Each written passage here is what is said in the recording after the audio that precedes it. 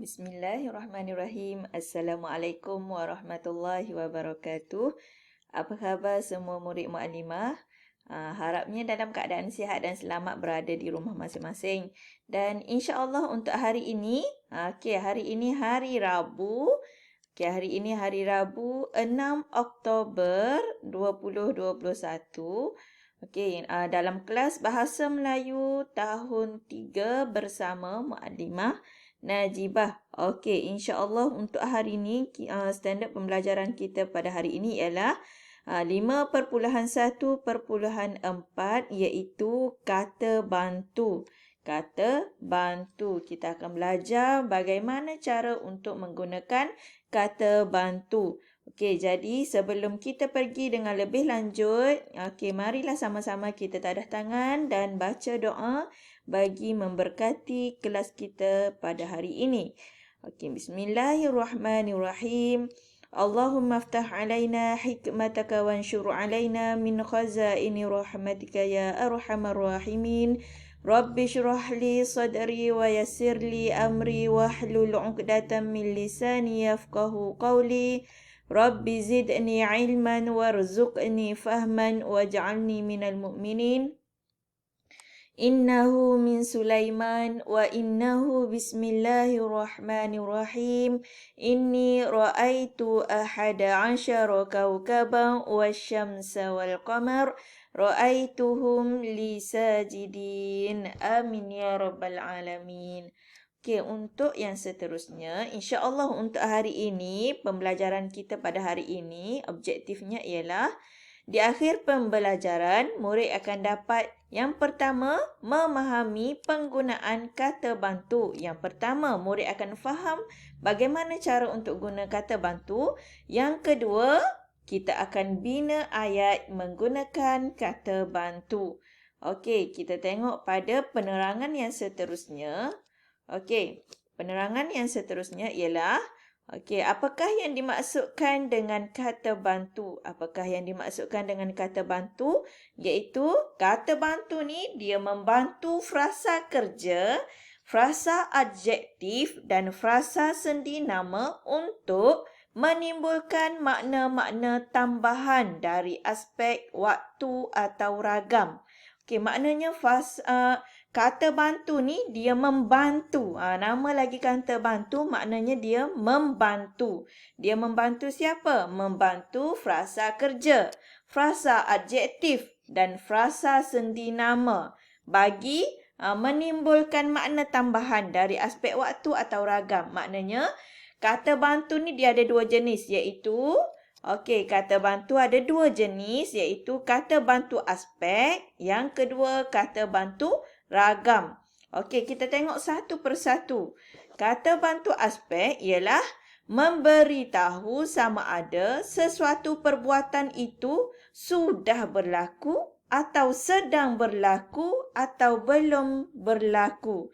Maknanya kata bantu aspek ni dia merangkumi tiga keadaan. Yang pertama, perbuatan yang dah berlaku. Yang kedua, sedang berlaku. Yang ketiga ialah belum berlaku. Tiga aspek tu kena ingat. Maknanya, kata bantu aspek ni, kata bantu aspek dia merangkumi tiga jenis. Iaitu, dah berlaku, dah berlalu. Maknanya perkara yang dah berlaku, perkara yang sedang berlaku. Yang ketiga, perkara yang belum berlaku. Belum berlaku lagi. Contoh kata bantu aspek yang pertama, ialah telah, baru, pernah, sedang, masih, akan dan belum. Kita tengok contoh dia dah. Contoh. Telah, sudah, pernah menunjukkan perkara yang telah berlaku. Contoh penggunaan kata bantu. Kata bantu telah, sudah, pernah. Tiga perkataan ini menunjukkan perkara yang dah berlaku, telah berlaku. Contoh ayat. Kami sudah membaca buku itu. Sudah maknanya perkara yang dah berlaku. Yang kedua, dia pernah bekerja di kedai itu. Dia pernah Pernah maksudnya perkara yang dah berlaku. Contoh macam murid-murid Sriti. Ahmad pernah bersekolah di Sriti Tafiz Ibadur Rahman. Pernah bersekolah. Maknanya dia pernah hadir ke sekolah. Dia pernah berdaftar sebagai murid di sekolah di Sriti. Maknanya perkara tu telah berlaku. Okey, penggunaan kata bantu telah, sudah dan pernah ni menunjukkan perkara yang dah berlaku. Okey, yang kedua, sedang berlaku. Kalimah mana? Perkataan mana? Sedang, masih dan tengah menunjukkan suasana ataupun perkara yang sedang berlaku. Okey, contoh. Amar sedang menunggu kawannya di tepi padang. Maknanya perkara sedang berlaku. Mu'alimah macam contoh sekarang ni, Mu'alimah bagi contoh. Amma sedang belajar bahasa Melayu dengan Mu'alimah Najibah. Sedang, maknanya sedang tu perkara yang sedang berlaku sekarang. Apa yang berlaku sekarang? Maknanya perkataan sedang, masih dan tengah tu menunjukkan penggunaan dia kata bantu. Apabila kita nak guna kata bantu tu, maknanya suasana tu sedang berlaku. Masih, contoh. Ahmad masih bersekolah di Sriti. Maknanya masih tu masih berlaku lagi lah. Sedang berlaku. Okey, tengah. Contoh. Ahmad tengah belajar di dalam bilik. Tengah maksudnya sedang berlaku. Okey. Sedang, contoh. Banyak lagi lah contoh. Maknanya 3 perkataan ni menunjukkan perkara yang sedang berlaku. Penggunaan kata bantu yang sedang berlaku. Okey, seterusnya. Akan dan belum. Akan dan belum menunjukkan suasana akan berlaku. Contoh. Mereka akan bertolak ke Kuala Lumpur esok pagi. Maknanya ayat ni menunjukkan tak berlaku lagi. Bukan sedang berlaku dan juga tak pernah berlaku. Tapi dia akan berlaku. Maknanya sebab dia kata apa? Mereka akan bertolak esok pagi. Esok pagi tu maknanya belum berlaku lagi. Jadi, contoh ayat belum. Okey, adik belum berdaftar di sekolah adik belum berdaftar di Sriti Tafiz Ibadur Rahman. Maknanya belum berlaku lagi. Tapi walaupun belum berlaku, tapi ia akan berlaku. Akan berlaku. Awak kena faham, akan dan belum ni kita guna bila perkara tu akan berlaku. Maknanya dia tak berlaku lagi. Contoh macam ayat yang Maklimah bagi ni, akan bertolak pagi esok. Akan bertolak ke Kuala Lumpur pagi esok. Maknanya perkara tu dia akan pergi juga Kuala Lumpur. Tapi dia bukan pergi sekarang. Tapi dia akan pergi esok pagi. Maknanya akan berlaku pada esok pagi. Okey, seterusnya. Kita tengok kata bantu ragam. Menerangkan ragam perasaan yang berkait dengan perbuatan yang dilakukan. Okey, ni ragam ni berkait dengan perbuatan yang kita buat. Okey, contoh yang pertama, hendak, mahu, harus, mesti, boleh dan dapat. Okey, kita tengok hendak, mahu, ingin. Menunjukkan keinginan ataupun tujuan kita. Kita hendak sesuatu, kita ingin sesuatu, kita mahu sesuatu. Maknanya ia berkaitan dengan keinginan ataupun tujuan kita. Contoh ayat, dia hendak membeli sebuah basikal. Ataupun Ahmad ingin membeli sebuah telefon. Maknanya keinginan ataupun tujuan kita. Okey, tengok yang seterusnya. Harus, mesti, perlu dan wajib. Maknanya ni adalah kategori mesti dilakukan. Okey, contoh, murid-murid harus mematuhi peraturan sekolah. Harus, maknanya awak wajib buat. Kalau tak mematuhi, maknanya awak wajib mematuhi peraturan sekolah. Okey, yang kedua, setiap warga negara mesti menjaga kebersihan alam sekitar. Mesti, maksudnya awak kena buat juga. Okey, maknanya mesti dilakukan. Okey, seterusnya. boleh dan dapat, iaitu memberi keupayaan untuk membuat sesuatu.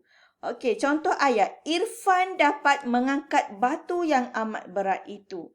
Maknanya dia boleh buat. Keupayaan untuk membuat sesuatu. Maknanya dia dapat buat, dia boleh buat. Maknanya kita akan guna kalimah ataupun perkataan boleh dan dapat. Irfan dapat mengangkat batu yang amat berat itu. Okey, seterusnya mungkin. Mungkin ni biasanya kita akan guna untuk kebarangkalian atau kemungkinan atau kemungkinan. Okey, contoh ayat, dia mungkin tidak hadir ke sekolah kerana sakit. Mungkin. Maknanya biasanya awak biasa guna ni. Dia mungkin. Maknanya kebarangkalian. Kawan awak tidak hadir ke sekolah. Mungkin awak anggap dia tak hadir ke sekolah kerana dia sakit. Mungkin anggapan awak. Maknanya awak tak tahu benda tu benar ke tidak. Awak anggap sahaja. Kebarangkalian ataupun kemungkinan.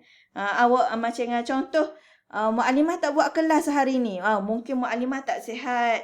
Ataupun mungkin Mu'alimah ada masalah lain internet. Maknanya anggapan awak. Awak tak royak lagi sebab Mu'alimah tak tahu. Sebab Mu'alimah tak bagi tahu awak kenapa Mu'alimah tak buat kelas.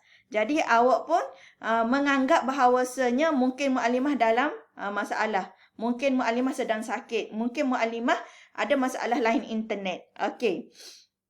Itu adalah kita panggil kebarangkalian ataupun kemungkinan. Okey, yang seterusnya cuba awak tengok muka surat 67 buku aktiviti, buku teks muka surat 67, kita baca sama-sama. Teka nama guru.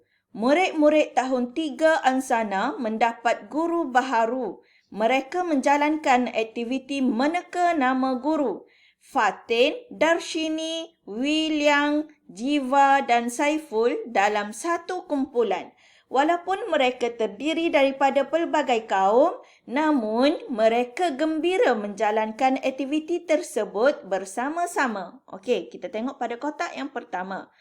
Murid-murid sedang menyusun huruf di atas meja. Sedang maknanya perkara sedang berlaku. Maknanya bila sedang berlaku, iaitu dia tu adalah kata bantu aspek. Yang kedua, setiap kumpulan boleh meneka 2 kali sahaja. Boleh. Boleh maknanya kata bantu ragam. Okey, yang ketiga, tekaan Fatin dan Darshini mungkin betul. Kemungkinan tadi. Maknanya dia adalah kata bantu ragam. Okey, ni dia tak bagi. Dia tak bagi ayat. Okey, patut. Okey, kita bina ayat. Fatin patut menggugurkan huruf A. Contoh. Okey. Awak pun tengok pada gambar yang seterusnya. Patut ni maknanya kata bantu ragam. Okey, Fatin akan meneka nama cikgu. Nama cikgu ialah Intan. Akan, maknanya akan berlaku. Iaitu kata bantu aspek. Okey, telah. Okey, kumpulan Fatin telah meneka nama cikgu dengan betul. Telah. Okey, telah maknanya kata bantu aspek. Okey, jadi habislah kita untuk penerangan bagi kata bantu. Okey, Mu'alimah ulang balik kata bantu. Dia ada 2 jenis, kata bantu aspek dan kata bantu ragam. Okey, seterusnya. Untuk latihan, Mu'alimah nak murid-murid buka buku aktiviti jilid 1. Lengkapkan latihan muka surat 67 dan 68. Okey, Mu'alimah tak tulis sini ni. Mu'alimah tertinggal muka surat kat sini. Muka surat 67 dan 68. Okey, lengkapkan ayat dengan kata bantu yang betul. Maknanya untuk latihan muka surat 67 awak hanya isi tempat kosong. Manakala muka surat 68 awak perlu bina ayat yang lengkap. Okey, setelah selesai buat latihan, murid-murid boleh hantar kepada Mu'alimah. Jadi, untuk hari ini, setakat itu sahaja daripada Mu'alimah. Wallahu alam. Assalamualaikum warahmatullahi wabarakatuh. Kita jumpa lagi pada minggu hadapan. Assalamualaikum.